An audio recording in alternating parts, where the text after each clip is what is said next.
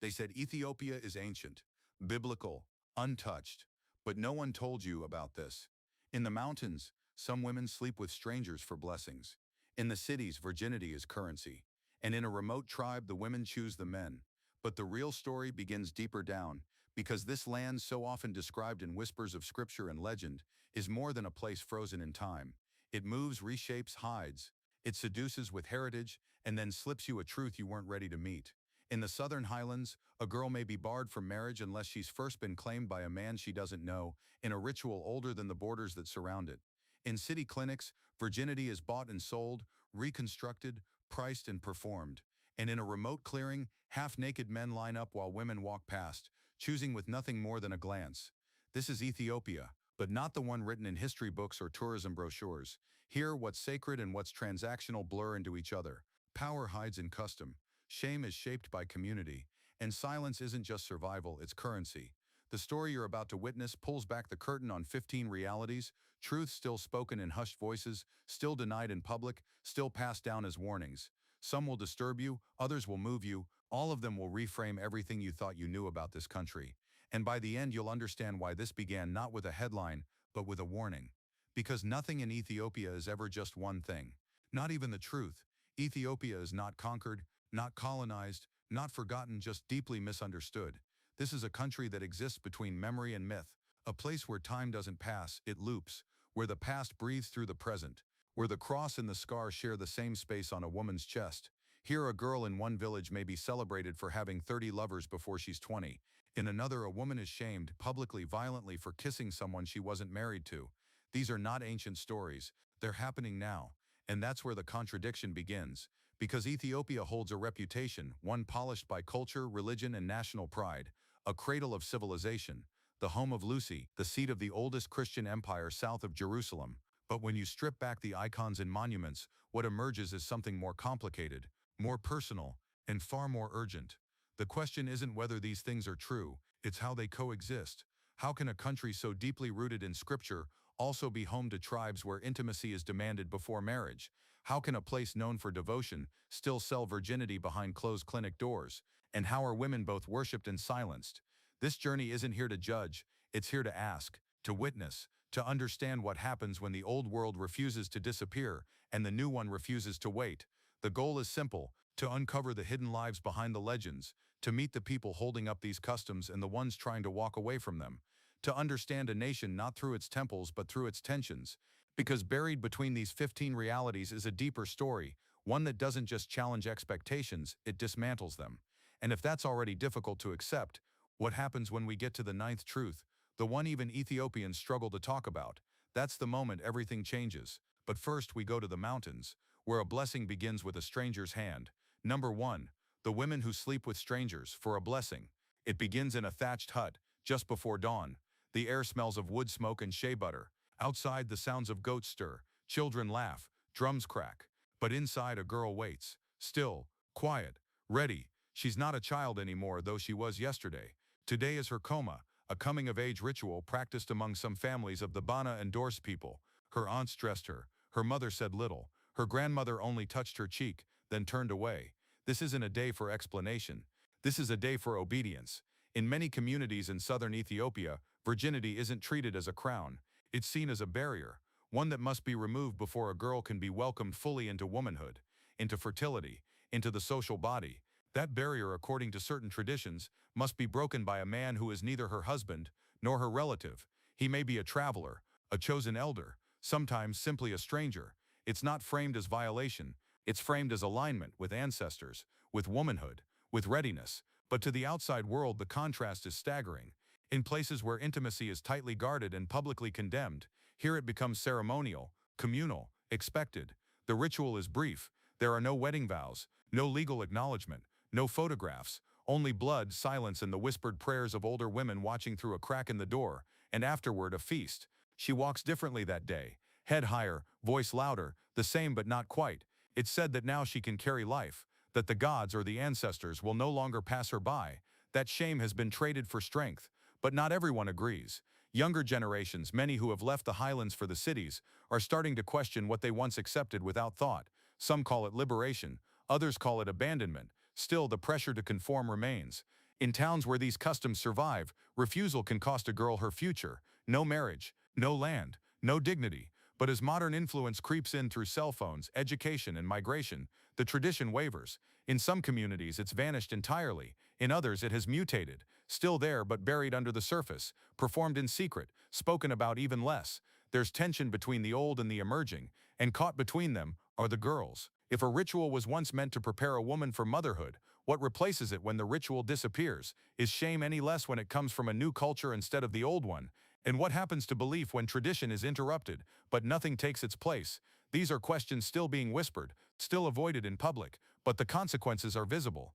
In the cities, the story unfolds differently, but at its core, the question is the same: what is a woman worth before she belongs to someone? And if that's already difficult to sit with, it only deepens from here. Because while some young women are pushed into ritual in the name of blessings, others now learn how to sell purity like a product. Some don't wait for approval, they create their own rules. Others are punished for even trying. It's easy to judge tradition from a distance, harder to understand how it survives. But what happens when that same logic of value, of ritual, of control shows up in a modern clinic, hidden behind glass doors and clean white walls? That's coming.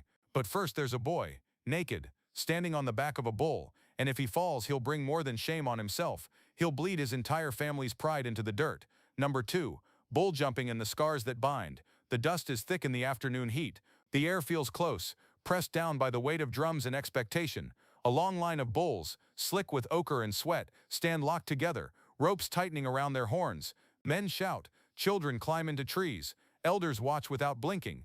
This is the Lalibela, the bull jumping ceremony practiced by the Hamar people in Ethiopia's southwest. It's a rite of passage that decides whether a boy becomes a man or remains in the shadow of his family's name. But long before the jump, before the boy even appears, it begins with the women, his sisters, cousins, aunts, some of them already mothers, others still teenagers. They dance, they chant, their voices rise, not in warning but in invitation. Then they hand the switch to the Maz, a group of men who've passed the ceremony in years prior. The women turn their backs, and wait. What follows is not hidden, it's public, rhythmic. Some flinch, others don't, some bleed. Others already carry the marks from previous years, layered like bark. The scars aren't accidental, they're desired. Proof of loyalty, of endurance, of participation in a culture where pain isn't seen as punishment, but as presence. To someone outside this world, it's easy to recoil, to call it what it seems. But for those within it, refusing the whipping is considered shameful, a rejection of family, a refusal to honor the one crossing into manhood. The boy who's about to jump watches all of it, silently. His test hasn't begun, but it's already been paid for in skin. When his time comes, he steps forward, naked except for a narrow strip of cloth. The bulls shift, their backs glistening. He hesitates.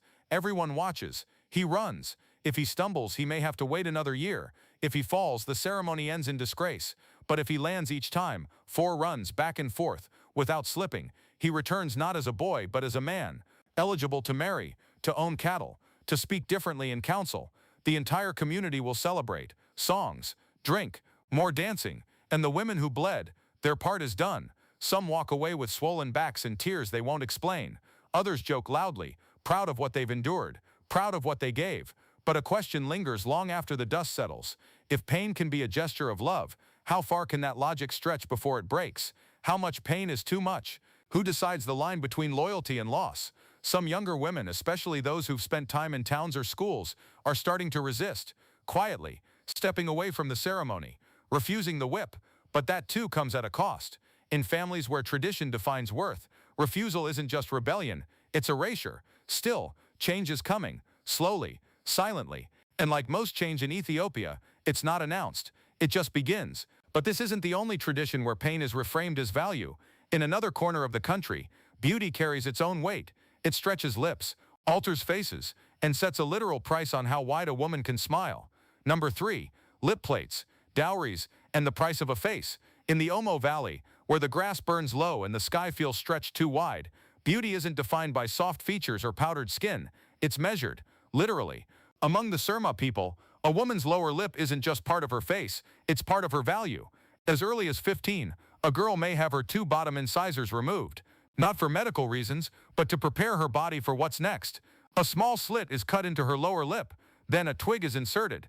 Over the months, the opening is stretched wider and wider, replaced by larger discs, clay plates, carefully painted, sun-dried and worn with a straight back and quiet endurance. The result is dramatic. The lip protrudes far from the mouth. It swells, reshapes, disfigures depending on who's looking. For some, it's a badge of pride. For others, a burden. But the message behind it is unmistakable. The larger the plate, the larger the dowry. Cattle mostly, sometimes goats, occasionally rifles. These aren't just wedding gifts. They're payment, a price for beauty, or at least for what beauty is expected to look like. There's no hiding this tradition. It's visible on every woman who walks the market trails with her chin high and lip plate steady. It's in every mother who helps her daughter press clay to flesh, even as she winces. And it's in every elder who tells her, "You are more valuable now." But value doesn't always feel like worth. Some women have begun to speak softly about what they've carried, about the infections, the constant ache, the stares from strangers, and the things they haven't been allowed to question. Others have removed their plates permanently, pushing back not just against the weight on their lips, but on their futures. That shift hasn't gone unnoticed. Among older generations, this resistance is seen as disrespect, as forgetting who you are, as dishonor. Some mothers now fear their daughters will marry for less, or not at all, that they will lose social standing, that the exchange between families, a ritual older than memory, will vanish in silence. But change is creeping in from all sides. Tourists arrive with cameras. NGOs set up schools and clinics. Cell phones carry new images of what it means to be desirable. And for many young Surma women, a question has begun to take shape beneath the surface. What if the plate isn't power? What if it's pressure? Tradition here is not forced, but it's expected, which in practice can feel the same. The plates are still worn, the cattle still exchanged, but each year more girls quietly opt out, not by protest, by absence. They stop showing up to ceremonies. They leave for the city. They cover their mouths when photos are taken. The elders worry what this means. The younger ones already know. But even in places where plates are removed and cattle are no longer traded for brides, another ritual still decides a woman's place. Only now it's brewed over an open flame. Because in Ethiopia, power doesn't always wear a crown.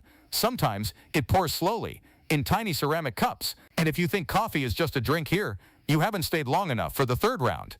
Number 4. Coffee is not a drink. It's a political weapon.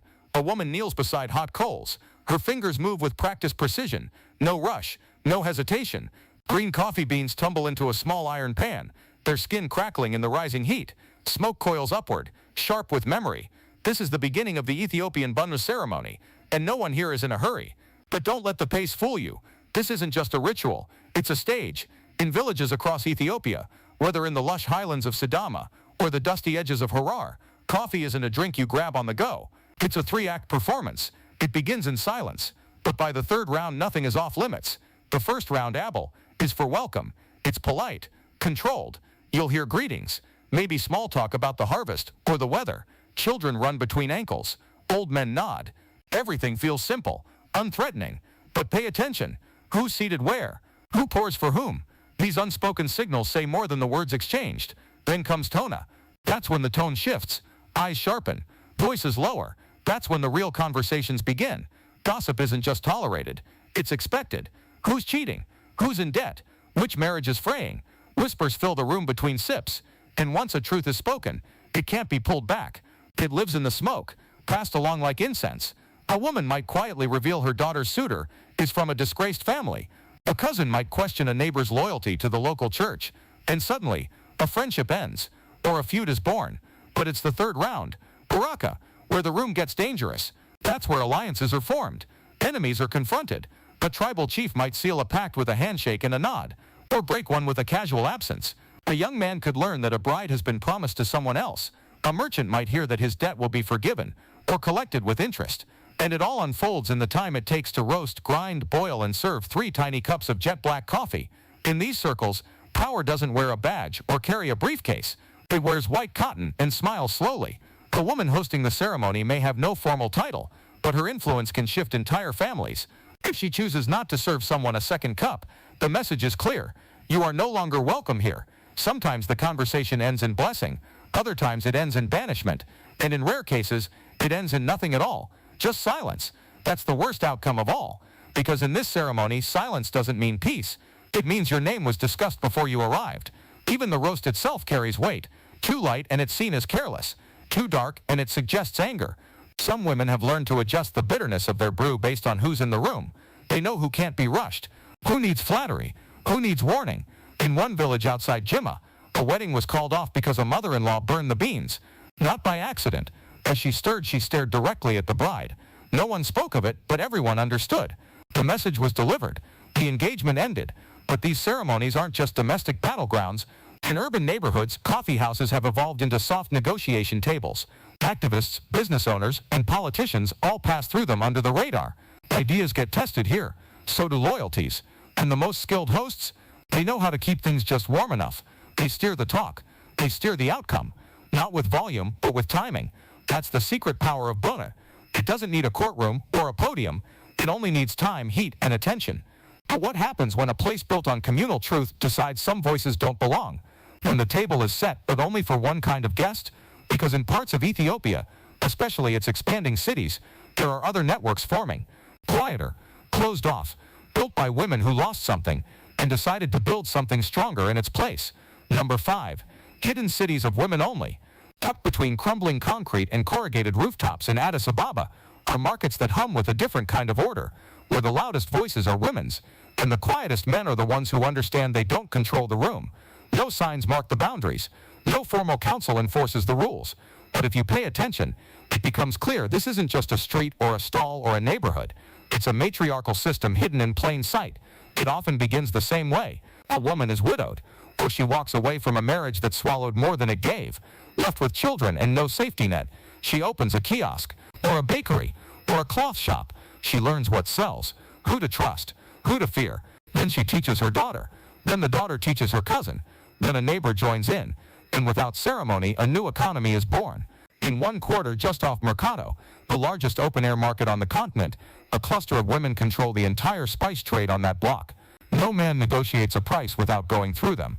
They don't need licenses. They have legacy. Their mothers stood there. Their daughters will too. In another area, it's tailoring. In another, housing. Small compounds owned entirely by groups of women, some blood relatives, others bonded by hardship. They co-own the property, rent out rooms, pay guards, and when trouble comes, legal or otherwise, it's handled internally. These enclaves don't exist on paper.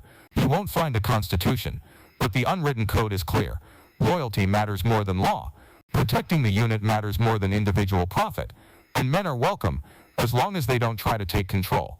That's not to say men are banned, but the kind of man who thrives here isn't the kind who gives orders. He's the one who delivers water without asking questions, who doesn't interrupt, who knows his place in a system that was never built for him to lead. Some say these spaces were born out of trauma. That's true. Many of the women who formed them were survivors of abuse, abandonment, war. But what they've built since is more than a shelter. It's an ecosystem. There are informal banks, rotating savings clubs where each woman contributes a set amount weekly. The pot goes to one member at a time, allowing her to expand a business, pay school fees or fix a roof. Interest-free, trust-based, enforced not by contracts but by shame and community accountability. There are quiet legal defense circles. If one woman is arrested for selling without a permit, 10 others show up, not with lawyers but with witnesses. One such group, in the city of Dire Dawa, runs a confidential shelter for girls escaping child marriage, funded entirely by proceeds from a collective bakery, run by 5 women in their 60s. None of them have formal education. All of them have survived more than most will ever understand. What makes these places extraordinary isn't just that they exist. It's that they've endured, through regime changes, inflation, recession, some even through war, without banners, without leaders, just cooperation and shared pain turned into power. But even these worlds aren't untouched. Modern development is pushing into the cracks. Land speculation threatens communal properties. Young girls, lured by glossy city dreams, sometimes reject the old codes, choosing social media fame over spice trade legacy. And government reforms, while helpful in some ways, often arrive with strings attached. The biggest challenge now, because when something isn't officially recognized, it's easy to erase, bulldoze, replace with something shinier, but far less human. And yet these women aren't folding. In fact, they're adapting. Some have turned their skills digital, selling goods through WhatsApp, organizing protests through encrypted threads. One group even launched a podcast, anonymous voices speaking Amharic truths. No sponsors, just stories, just warnings. And if you ask why these places matter, why these unseen matriarchies deserve attention, the answer isn't found in a statistic. It's found in a question. What builds stronger walls? Laws or loss? But while these women run cities behind the curtain, there's another kind of empire being carved. Not with money or muscle, but with chisel and prayer. A place where silence rules louder than law. Number 6. The churches that bleed into the earth. From above they look like geometric scars, clean cuts etched into solid stone. But when you stand on the edge and look down, it's something else entirely. A church, sunken deep into the earth, perfectly shaped, precisely carved, yet no machines ever touched it. No steel, no modern plans, just hand tools, sweat, silence, and faith so strong it bent rock to its will. This is Lalibela. 11 churches, not laid brick by brick, but hollowed out from living rock. One mistake, and the structure would collapse. One crack, and the dome would shatter. Yet somehow, every angle is deliberate, every arch balanced, every tunnel aligned like a language only monks can read. And here's what makes it harder to understand. No written record of how they were made. No names of architects. No diagrams. Just legend. Some say angels helped at night. Others whisper that the king of Lalibela was shown the design in a dream. That should make it feel mythical. But when you're inside, it doesn't feel like a dream. It feels heavy. The air tastes like iron. Thick. Cold. The kind of silence that doesn't invite speech. It punishes it. You feel the weight of the rock above your head. And somewhere below your feet, still buried, bones, tombs, and maybe something older than both. Some of these churches are connected by underground tunnels, others by passageways worn smooth by barefoot pilgrims. At dawn, a monk might emerge from a hole in the stone wall, his robe brushing the carved surface like dust returning home. He won't make eye contact. He might not even speak. But if he does, it's a whisper. Because inside these churches, even the sound of your own breath feels too loud. One of the most revered sites is Beit Medhane Alem, the house of the Savior of the world. Massive columns, arched windows, all carved downward, not upward. It's the largest monolithic church on earth. But no spotlights, no red ropes, no security glass. Just a place that feels older than time itself, and more watchful than any CCTV. It's said that relics from the Solomonic dynasty are hidden here. That descendants of King Solomon and the Queen of Sheba once ruled from these very grounds. And that deep beneath the altar, behind forbidden doors, rests the Ark of the Covenant itself. Now whether that's true is impossible to prove, because no one's allowed to look. Only one guardian monk, chosen for life, ever sees what's inside. He can't leave the compound. He can't speak to outsiders. He can't even be replaced until he dies. And here's the thing, whether the Ark is really there or not, doesn't change the power of the belief. For those who worship here, the mystery is the point. The silence is the protection. The lack of proof is the proof. But there's something else going on. Behind the awe, behind the reverence, something you notice if you linger long enough. You'll see locals using the church steps as shade, children racing barefoot through holy tunnels, elders sleeping under frescoed ceilings. This is still a living space. Sacred, yes, but practical too. Not a museum, not a relic. Something breathed in, used, owned. And that's where the tension begins. Because these structures are fragile. Water seeps in. Moss spreads through cracks. And with tourism rising, so do vibrations. So do footprints. Preservationists want to restrict access. Locals want to protect their traditions. But no one agrees on how. Some want UNESCO to intervene. Others say that would kill the very spirit they're trying to preserve. But maybe the biggest question isn't what's inside the stone. Maybe it's what the stone has absorbed. Generations of secrets, forgiveness, guilt, power, pride, all pressed into the grain of volcanic ash and locked into silence. If stone could speak, what sins would it confess? And while these ancient temples are carved downward into silence, another tradition celebrates power by climbing upward, toward noise, light and choice. And this time, it's the women who do the choosing. Number 7. The tribe where women choose the men. In most parts of the world, when men line up shirtless in front of women, it's on a beach or in a gym. But in parts of southern Ethiopia, Konzo, Bodi, and others, the setting is older, rawer.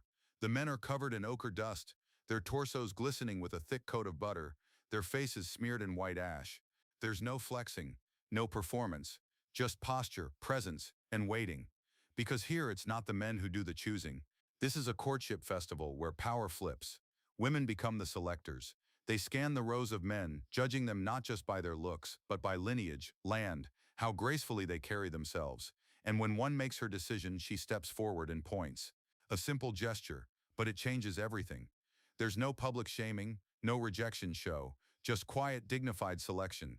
And it's not always about marriage. Sometimes it's a temporary arrangement. Sometimes it's one of several. Here, female autonomy is embedded into the social framework. It's not scandalous. It's expected. The seduction rituals go beyond mere aesthetics. Men fatten themselves for months beforehand, especially among the body, where size equals desirability. They drink cow blood mixed with milk, isolate themselves from stress, and avoid all sexual activity. The goal isn't physical fitness, it's bulk. Mass is proof of abundance, a kind of wealth you wear on your own body. And it works. A well-buttered, well-fed man can become the festival's star, a walking trophy of readiness. But there's a storm brewing underneath. In recent years, some tribal elders have started restricting these festivals, claiming they distract the youth, erode discipline, or invite outside judgment. There's growing pressure from missionaries, from government authorities, from the looming shadow of global culture, the kind that frames such rituals as strange, backward, or immoral. Some elders argue that allowing women to choose partners freely leads to disorder, that the festival has become unmanageable. But ask the women themselves, and the story flips. Many say it's one of the few moments where they control the narrative. Their voice, their choice, their rules. One young woman reportedly picked the same man 3 years in a row despite her father's objections. Eventually, her father gave up. That's the kind of shift this tradition creates. Small rebellions with big emotional impact. And the tension here isn't just generational, it's existential. These festivals carry the weight of something deeper, a social model where women can express desire without shame. In a world that often criminalizes or commercializes female sexuality, this is something else entirely. Cultural permission to own it, name it, act on it. But what happens to that kind of freedom when it's threatened from within? Because if the festival dies, what replaces it? Arranged marriages? Quiet resentment? Silent conformity? That's the part no one's planning for. The loss of a ritual that was never just about attraction, but about balance, about choice being shared rather than assumed. And this isn't just theoretical. In some villages, the contests have already stopped. The music is gone. The ash remains unused. Women are told to wait instead of choose, and men are expected to return to silent pursuit. A reversal that might feel familiar to outsiders, but here it cuts differently. Because once a people has tasted agency, it's hard to forget the flavor. So now the question becomes, can a tradition built on choice survive a culture turning away from it? And while one ritual is quietly slipping into silence, another community less than 2,000 strong is fighting to avoid disappearing altogether. But this time, they're not just losing customs, they're losing the very right to be remembered. Number 8. The vanishing tribe, no one will save. The Kara people live along a curve of the Omo River, on a patch of land that feels like it's holding its breath. Fewer than 2,000 remain. And depending on who you ask, that number may already be optimistic. The men still paint their faces in ash-white patterns before ceremonies. The women still wear shells around their waists and scar their stomachs as symbols of beauty. Children still learn by watching, not reading, because there are no textbooks that explain what it means to be Kara.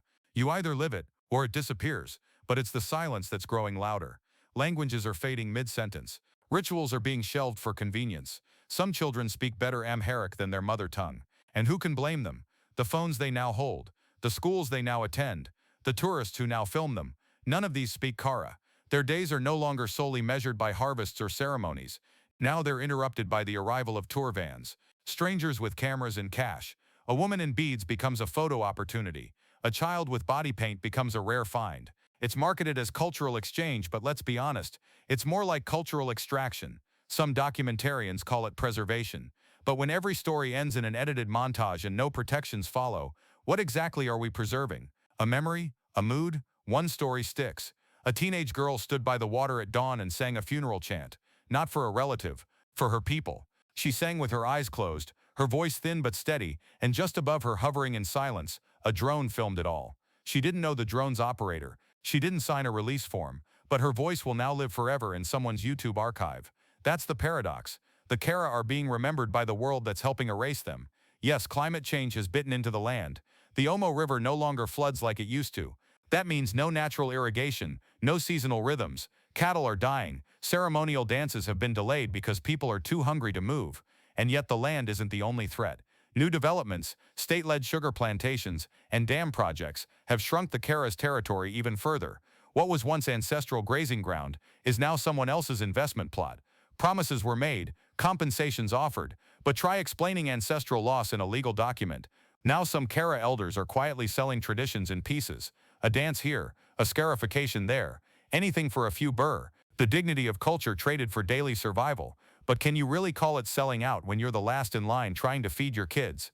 Others resist. One elder banned all photography in his village, said if they want to remember us, let them stay and learn, not take and go. But few stay, and fewer still protect. So the question remains, when the last Kara chant is sung, will it echo into awareness or just bounce off the stone walls of museum exhibits? Because as one world rushes to film and post and remember, another world is quietly slipping away, unsure whether anyone ever truly listened. But as we leave the Omo River, we arrive in the city, where another kind of cultural erosion is happening. This time it's not about extinction, it's about survival masked in makeup, and virginity turned into currency. Number 9. The virginity black market. In rural Ethiopia, sex can sanctify a girl. In the cities it can destroy her, but not always in the way you'd think. On the surface, places like Addis Ababa shimmer with progress, cafes overflowing, students on laptops, billboards with makeup lines and mobile banking apps. But beneath all that sheen, there's another market, a quieter one, a trade that doesn't deal in cash, or at least not at first. It deals in innocence. In neighborhoods like Bol or Kazanchis, virginity isn't just a value, it's a currency, a carefully managed asset, packaged, promoted, and in some cases surgically restored. Yes, restored. Clinics in Addis, some underground, others disguised as regular OBGYNs, offer hymenoplasty, a medical procedure that reinstates virginity for a price.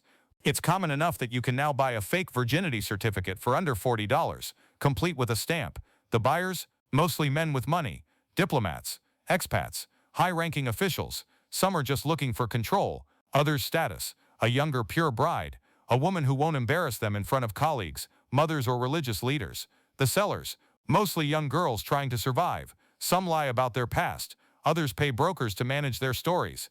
A few go as far as disappearing for a few months, then returning as rebranded virgins. The game is delicate, and the stakes are enormous. Lose your virginity too early, and you're branded. Keep it too long and you're mocked. So girls have learned how to shape the narrative, and sometimes they flip the table completely. I heard one story, repeated in different forms, about a university student who dated a visiting NGO director. She cooked, smiled, said all the right things. He paid her rent, bought her a laptop, funded her brother's school fees. When his contract ended, he moved on. She didn't cry. She graduated, started a business, and now mentors younger girls on how to play the long game. She calls it emotional capitalism. Is it manipulation? Maybe. But what's more manipulative, using a man's fantasy to build your future, or forcing women to package themselves into it just to survive. In some upscale bars you'll see it play out in real time. A man in his 50s orders a drink for a girl who looks barely 20. He asks about her studies. She nods, says she's keeping herself for the right one. He smiles, reassured. Meanwhile, the bartender already knows she moved out of her boyfriend's place last week. There's no shame here, just strategy. Some girls even rotate boyfriend tiers, one for bills, one for protection, one for emotions. Love, if it exists in this game, is negotiated behind the scenes, somewhere between a wire transfer and a WhatsApp goodnight text. But not everyone wins. Some girls disappear into this system and never come out. They age out, get replaced, or worse, get used up. A girl who once could charge $400 a night ends up begging near Mescal Square by 30. No savings, no safety net, just memories of how many times she had to pretend to be something she wasn't. And yet, some refuse to fall. They pool resources, rent group apartments, share clients for safety, even schedule surgeries together. Virginity, in this city, is less about truth and more about illusion management. It's easy to judge from afar, to call it transactional, corrupt, hollow. But when rent is due, and your family is waiting on remittances from a daughter they think is a hotel receptionist, purity becomes more than a body part.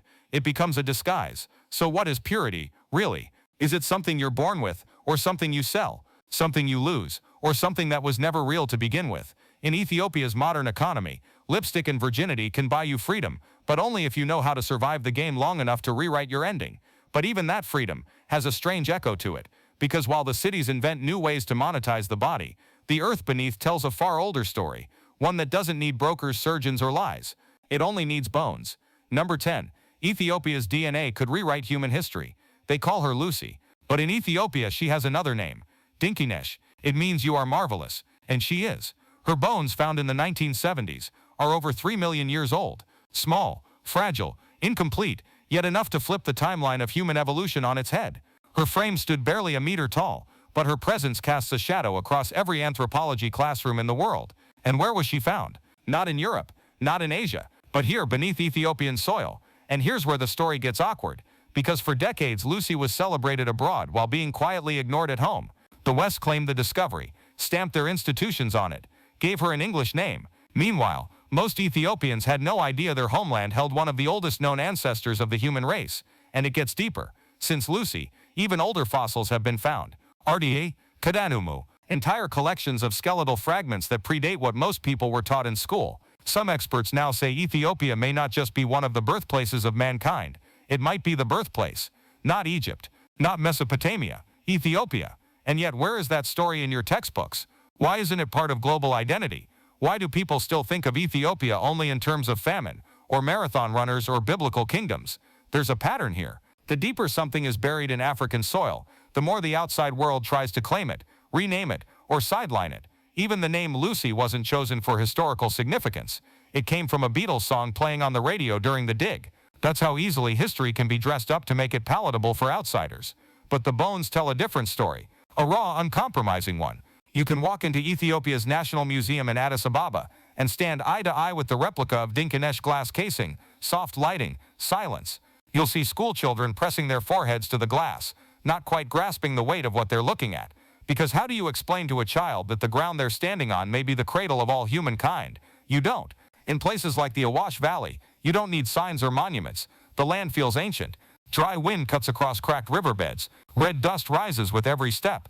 And then just a few meters under the surface, there it is. History. Not written, not carved, but fossilized, waiting. And even now, scientists are still digging. New DNA sequencing, sediment analysis, and jawbone fragments suggest that multiple hominid species may have lived here side by side. It wasn't just one clean lineage. It was messy, chaotic, human. Ethiopia forces us to abandon the neat little tree diagrams we were taught in biology class. The truth is more complex than that. We didn't climb out of a single branch. We stumbled through many. And still, this country isn't allowed to claim the full credit. If Ethiopia were in Europe, we'd call it the mother of civilization. If these discoveries were made in a U.S. desert, they'd be protected like national treasure. But here, Ethiopia still has to fight just to be heard. Why? Because once you acknowledge that the human story began here, you also have to confront everything that came after: slavery, colonization, erasure, and the myth that progress only moved westward. That's uncomfortable for a lot of people, but facts are stubborn, and bones don't lie. So the next time someone asks, "Where are you from?" you might consider a different answer. Maybe we're all a little bit from here. And yet, while Ethiopia's past keeps proving its global relevance, its present keeps being overlooked, sometimes violently, sometimes intentionally, but often quietly, just like the children in rural churches memorizing texts they're not supposed to read. Number 11. The underground schools for forbidden knowledge. It starts before sunrise. A narrow dirt path, footsteps pressed into damp soil, a flicker of candlelight behind a thick church door, still locked from the outside. In the darkness of rural Ethiopia, knowledge isn't passed down in classrooms. It's passed down in whispers, chanted, memorized, hidden. In the highlands of Amhara and Tigray, boys usually no older than 9 or 10 enter a world most outsiders never hear about. Ancient Orthodox church schools, their textbooks, handwritten parchment scrolls, their curriculum, theology, ge'ez, poetry, numerology, and scripture. No electricity, no chairs, just stone floors, wooden crosses, and a centuries-old lineage of oral mastery. These boys don't just study, they become human hard drives. Verses passed down since the 13th century, sometimes earlier.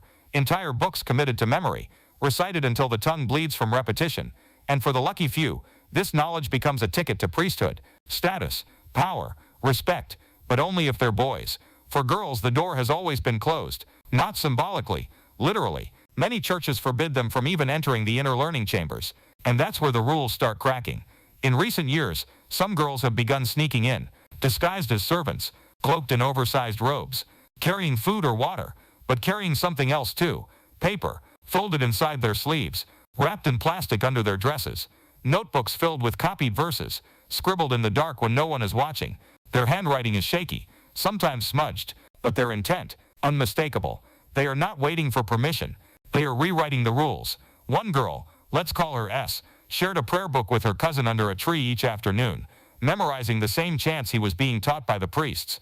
She made it months before anyone noticed she could recite entire pages unaided. When the priests found out, she was banned from even approaching the compound again. But she didn't stop. By then, she had already copied half of the Psalms into a charcoal-lined journal. She passed that book to another girl, and another, and another. That journal now floats between 5 villages. No one admits to owning it, but everyone knows who to ask if you want to read it. These girls aren't staging revolutions. They're reading in silence, whispering to each other at night, studying by candlelight when the rest of the village sleeps. And still the risk is real. In some areas, girls caught with these books are publicly shamed. Others are pulled from school entirely. A few have been beaten by family members convinced that studying scripture out of order will curse the household. One was told that her womb would dry up if she ever read the wrong chapter. But fear doesn't seem to be working anymore, because what these girls have realized is that tradition doesn't just exclude, it protects the gatekeepers. And once you start reading the original text for yourself, you start asking better questions. Why must knowledge be guarded by gender? Why are some verses taught and others avoided? Why does power always seem to favor those who get to speak louder and longer? And that's the danger. Not the books, but the questions they raise. Some priests have responded by doubling down, banning girls from even standing near the schools. Others have quietly begun turning a blind eye, perhaps realizing that the very survival of these ancient texts might depend on the ones they were once kept from. Because here's the uncomfortable truth. In a world where fewer boys are interested in memorizing thousand-year-old chants, the ones fighting to preserve the knowledge are the girls who were never invited. And now they're beginning to teach each other. This isn't just about rebellion. It's about legacy, the kind written in ink and sweat, and sometimes blood, the kind that gets passed in whispers, not broadcasts. And in this quiet war for knowledge, the battlefield is growing, because while ancient scrolls are clutched tight in monasteries, new messages are being painted on public walls. Number 12. The street art that paints revolution. Addis Ababa doesn't whisper anymore, it screams in color. At first glance, the city moves like most capitals. Taxis blaring through intersections, shoe shiners hustling for customers, concrete skeletons of buildings climbing skyward in the name of development. But if you stop looking at eye level and start scanning the walls, a different Ethiopia begins to speak. One that's angry, urgent, unfiltered. Spray paint is now currency, not for vanity, for protest. Some corners are lined with quick tags, short bursts of Amharic slogans, rushed under cover of night. But elsewhere, whole murals emerge. Scenes too bold for television, too honest for newspapers. A mother holding her child while a tank rolls past. A lion with no tongue. A silhouette kneeling in front of a courtroom, chained by pen and paper. What's shocking isn't that these artists exist. What's shocking is how young many of them are. High school students, underground collectives, art graduates turned dissidents. No studios, just aerosol and asphalt. One of the earliest known street artists to make headlines painted a mural beside the Ministry of Culture. It was subtle, a cluster of birds flying away from a cracked egg inside the egg, a tiny child crouched, eyes wide. By morning it was already being scrubbed, not because it was obscene, but because someone somewhere decided it was dangerous. And that's how the rules work here. Say something too directly in public and it's defamation. Say it through graffiti and you're defacing property. Either way, it's a crime. Yet the walls keep talking. Every time an artwork is erased, another appears. A political cartoonist once sketched a prime minister with a crown of barbed wire and wheat. It was gone within 12 hours. The next day, a new painting appeared. Same barbed crown, but this time over a donkey's head. Some messages are less artistic, more functional. A series of stencil tags appeared outside universities across Addis. Where are the disappeared? Followed by a date. Then another. Then another. No one publicly claimed responsibility. No arrests were made. But the message kept spreading. It's a cat and mouse game, except the mouse never stops. And let's be clear, this is not just about politics. It's about the right to exist with a voice, the right to respond to injustice without being silenced before you even speak. Take the artist known by his tag name. Let's call him Beckel. He started out painting hopeful murals, children flying kites over traditional tukals, musicians serenading wedding crowds, harmless, beautiful, apolitical. But then he lost a close friend, detained for leading a student protest. No trial, no release. That's when his work changed. He began painting faces, faces with no names, just eyes, staring from the sides of alleyways. Some cried, Some were wrapped in barbed wire, and when one of those portraits was painted over, he came back and redrew it. Same place, same face, no caption. Eventually he was caught. His mural brushes were confiscated. He was told to stick to acceptable art. He wasn't jailed. He wasn't beaten. Just warned. That's the thing here. It's not always violence. Sometimes it's a warning that sounds like a goodbye. And yet he painted again. Because here's what these artists have realized. Silence is not neutral. It benefits power. So they reject silence the only way they can, by staining it with color. What's more compelling is how the public responds. When a mural goes up in Addis, it doesn't just get noticed. It gets photographed, shared on Signal and Telegram, sometimes printed, Xeroxed, and wheat-pasted in cities hundreds of kilometers away. That's the new pipeline, wall to camera to screen to country, and sometimes it backfires. The more the government erases these messages, the more valuable they become, because when people see blank concrete where a lion used to roar, they remember what was taken, and they start asking why, which raises the question, what happens when you try to silence art in a place where art is the only voice some people have? But maybe that's the wrong question, because the more pressing one is this: if lions are losing their voices on the walls of Addis, why are they still singing weddings in the deadliest corner of the country? Number 13. Weddings in the Valley of Death. The first thing that hits you isn't the heat, it's the silence. A kind of dry, crackling silence that wraps itself around your ribs and holds its breath. Then the shimmer, a constant dancing blur on the horizon, like the ground itself is trying to vanish. This is the Danakil Depression, one of the lowest, hottest, harshest places on Earth. A place so unforgiving, the soil doesn't just crack, it curls in on itself. A place where the air smells of sulfur and salt, where the earth bleeds neon from hydrothermal pools and lakes hiss like they're alive. But in the middle of this scorched alien wasteland, there's a wedding. Yes, a wedding. And not just any wedding. One dressed in the full splendor of Afar tradition. White shawls, gold-threaded robes, camels in ceremonial gear, drums tapping slowly in the background, competing with the rhythmic crunch of salt under sandals. The bride, face veiled in beadwork, stands still under the glare of a sun that doesn't blink. Her groom sweats through thick fabrics, but he doesn't flinch, because flinching here would mean disrespecting the dead.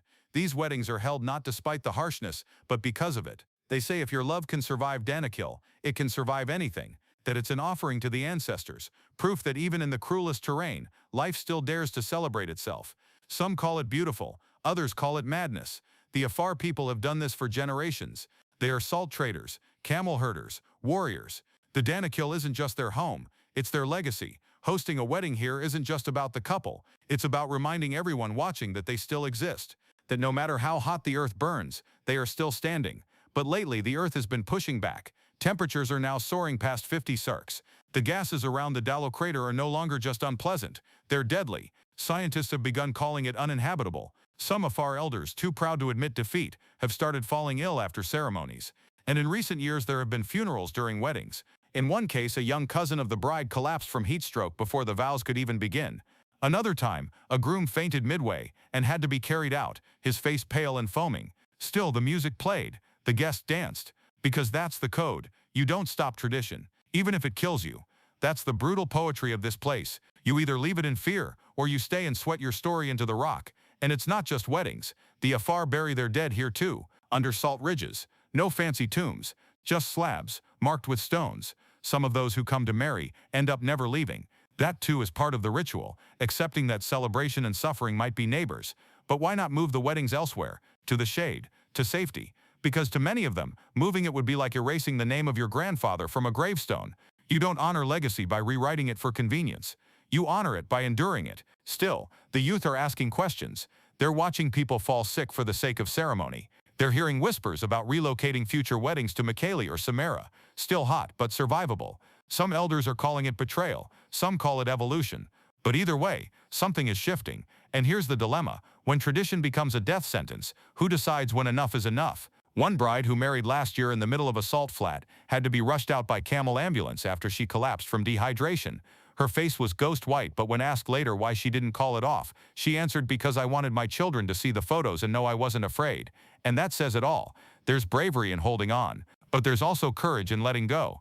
The hard part is knowing the difference. Because while some die in Danakil proving they can endure it, others are quietly slipping out of it, searching for meaning in places where tradition doesn't have to be fatal.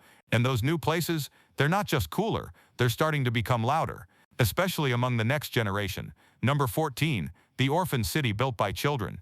In the northern highlands, tucked between eucalyptus groves and rust-colored slopes outside Gondar, there's a village you won't find on many maps. No grand entrance, no paved road, just a dusty path, some homemade fences, and a rhythm, a faint echo of drums and laughter that cuts through the trees like a memory trying not to disappear. Here, in a place forgotten by most systems and shielded by almost nothing, is a town built by orphans, literally. Kids, teenagers, some no older than 10 when they first arrived, left behind by war, HIV, famine, or just abandonment. No parents, no relatives, nothing to inherit but a patch of earth in each other. What started as a loose gathering of street children has grown into something that feels impossible, unless you see it. They built the first house out of mud, with borrowed tools and leftover tin. No one gave them permission. They just didn't ask. Then came the second house, then a classroom, then a kitchen, then a small farm, fenced in with scrap wire and guarded by kids who took turns watching over the goats at night like soldiers on shift. Except these weren't soldiers. They were builders of something they were never given: stability.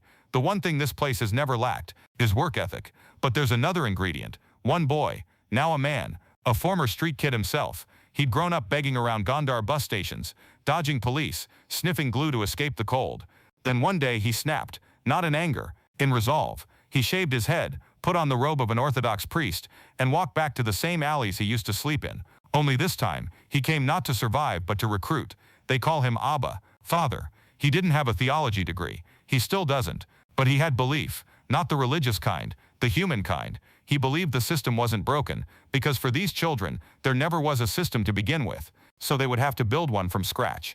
And they did. Every child has chores. Every child has a bed built by someone their own age. The elders, barely in their 20s, rotate teaching duties, cooking shifts, and even conflict resolution. There's a written code of conduct. Punishments are handled internally. Nothing fancy. No lawyers, no therapy sessions, no bureaucracy. But it works. And then there's the music. A drumline practices in the open field every evening. The sound echoes up into the hills, sometimes alerting nearby villages, sometimes warning off wild dogs. They sing in Amharic, sometimes in English, songs about gratitude, about pain, but most often about staying, about choosing not to run. That's the most powerful part, because most of them had every reason to disappear, to drift into the current that takes forgotten children into drugs, gangs, prostitution. Many did at first, but some came back, not to be saved, but to help save others. There's a girl, let's call her Samrawit, who ran away at 13 after being assaulted by her guardian. She lived on the street for 3 months, slept in drainage pipes. She was found by one of the orphan leaders, taken in and asked just one question: what do you want to build? Now she teaches other girls to read. Another boy, once addicted to glue, now grows tomatoes. It's not symbolic, it's just food. And that's the point. This village isn't trying to be inspirational, it's trying to function. They don't call themselves a charity, they don't ask for donations, they don't even have an official name. But what they have is each other. A loose council of orphans, former runaways, street survivors, each carrying trauma like luggage, but moving forward anyway. The place is far from perfect. There are fights, there are failures, but there is also structure, and laughter, and rules, written not by politicians, but by people who have seen what happens when rules don't exist. They hold assemblies once a week. Anyone can speak, even the 6-year-olds. No microphone, just a circle on the ground, and the courage to be honest. When was the last time that mattered in your government? A few NGOs have tried to help. Most leave after realizing the kids won't let them take over. This is theirs. They're not waiting to be saved. They're building what they never received, quietly, defiantly. So what do you build when the world gives you nothing? You build a home. You build each other. And sometimes, if you're lucky, you build a future sturdy enough that no one notices it was built by children. And the most remarkable part, they're not the only ones. Across Ethiopia, in pockets you'd never notice, similar experiments are forming. Youth collectives, rogue education hubs, self-made shelters. And they're asking the same thing: if no one's coming, what's stopping us from doing it ourselves? But even in that quiet defiance, there's a question that hangs like smoke over their roofs, one they can't ignore forever. What happens when they grow up? And that question leads us straight to the final chapter, number 15, the invisible thread that holds it all together. From the highland monasteries to the salt flats of Afar, from urban brothels to hidden schools, through each corner of Ethiopia we've walked, there's been one constant: not a building, not a law, not even a language, a presence, subtle, unshakable, sometimes loud, often quiet. It threads through every fact, every contradiction, every miracle, and every scar we've just explored. And it almost always shows up with a woman's face. Not the kind plastered on tourism posters or used as charity bait, but the kind you barely notice, until you realize she's the only one still standing when everything else collapses. She's the girl who rebuilt her life after selling her virginity to buy textbooks. The widow running a market no man dares to dominate. The mother who smuggles her daughter into an illegal school because she believes ancient knowledge doesn't belong to boys alone. The protest artist who paints her rebellion before dawn, knowing it'll be erased by noon. The bride who says yes in 48-degree heat to prove that tradition can be endured. The orphan who sings, not because she was told to, but because no one else will. This isn't a tribute, it's an observation. The Ethiopian woman is not just a cultural icon or a historic footnote. She is the nervous system of the nation. She holds the memory of the past and the risk of the future in equal measure. But rarely does anyone ask her what she thinks of either. Here's the truth. You can't explain Ethiopia without her. Not honestly, not fully. And yet, even in documentaries like this one, she gets fragmented, broken up into stories of pain or power, struggle or sacrifice, like she's either a victim or a symbol. But what if she's both, and neither? What if that's the real story we've been missing all along? Because through all the centuries of conquest, colonization, revolution, famine, and faith, she's still here, not always in control, but rarely erased. And if that's not power, what is? In some villages, they say women carry the mountain spirit, that if she stops whispering, the land itself stops breathing. It's a myth, sure, but after everything we've seen, I'm starting to think the myth knows something we don't. Even the land seems to echo her rhythm, Ethiopia's sacred chants, its ceremonial coffee rituals, its weavers and warriors and mourners, all echoing a kind of strength that doesn't demand to be seen, but cannot be ignored. It's easy to get lost in the visuals of Ethiopia. The lava lakes, the stone churches, the hyena-feeding nights, the lion murals, the ruins of kingdoms that once shook empires. But none of it holds without the thread that binds it. And that thread, quiet as it is, invisible as it may seem, is made of voices the world rarely listens to, until they stop being background noise and start becoming the story. So the question isn't what is Ethiopia anymore. The question is, who have we refused to hear, and why? Because until we answer that, this place will never stop surprising us, and neither will she. But somewhere along the way, didn't it start to feel like more than that? Because this wasn't just a travel documentary. It was a confrontation with things we forget, things we ignore, and things we never even knew to ask about. This place, Ethiopia, isn't just old, it's layered. Ancient, not because of how long it's existed, but because of how much it remembers. It remembers everything. The bones beneath our feet, the songs sung to no one, the wars never reported, the girls who vanished, the children who refused to. It remembers silence, and how silence here is never empty. In Ethiopia, silence is a teacher, a witness, sometimes a scream that no one hears, unless they're really listening. So maybe that's what this journey was really about. Not discovering something new, but remembering something buried. About beginnings. About what it means to survive without applause. To speak without being heard. To carry meaning, even when the world doesn't bother to translate you. And if that stirred something in you, don't just move on. Because some stories don't end when the video stops. They keep going. In whispers. In shares. In questions we start asking because something wouldn't let us stay comfortable. If this journey opens something inside you, don't let it close. And for the voices still waiting to be heard,